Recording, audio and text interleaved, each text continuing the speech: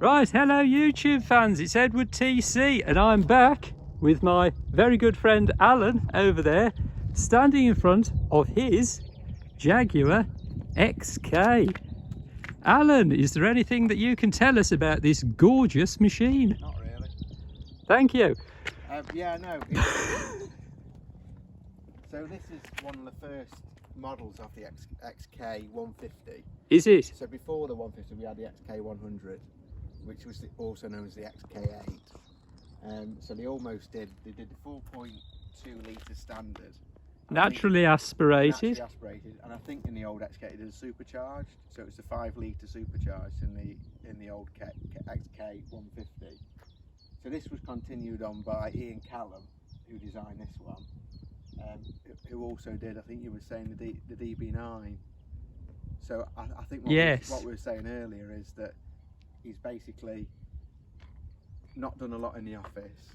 He's had a few cups of tea, taken an Aston badge off it, used the same chassis, and just put a Jag badge on it. Really, I mean, I think the main difference is the rear end. I think between the Aston Martin, the DB9, and the Jag XK. I think I prefer the DB9 rear end on them, to be honest. But do you? I think so. I think the Aston's a pretty car, but the Jag, I think he's done a good job of what he had, because he made this car on quite a small budget as well. Well, it's gorgeous. It was almost to revive Jag, wasn't it, when they were going for a bit of a crisis. And what about the interior? If you open the door and we have a look inside. So it's got some seats in it.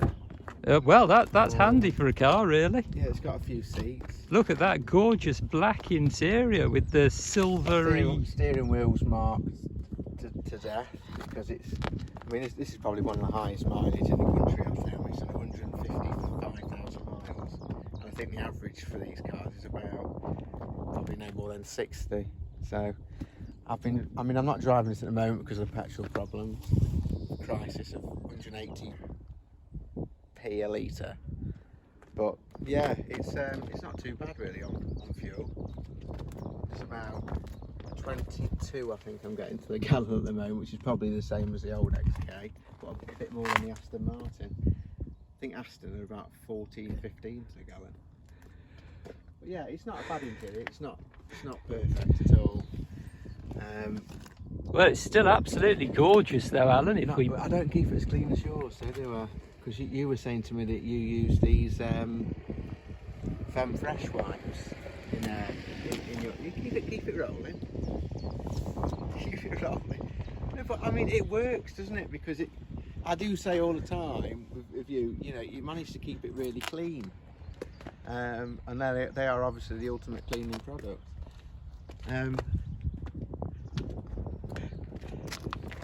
So yeah. Few technical difficulties there, viewers. The alloys are marked. A bit of curb rash, shouldn't worry about that.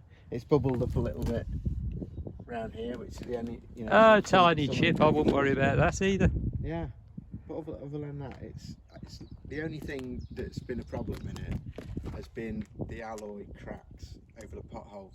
I can get those welded up, no problem. I went through a time of getting them done about 5 times a year, re-welded, which is more expensive than servicing petrol and all those costs put together, I think, really. That's horrific, Alan. Yeah, put me in a depression.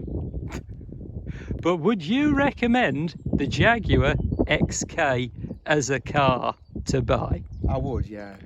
You get amazing value for money. I think you can pick them up for about, you can get a nice XK for about 10,000 now. And if you compare that to the alternatives of an Aston Martin or a Porsche, you're almost tripling what you're spending on a car there. So I think value for money, they're brilliant. But it looks gorgeous. Just getting the 5 litres supercharged. But I think they released that, was it 2010, 11? What are you laughing at?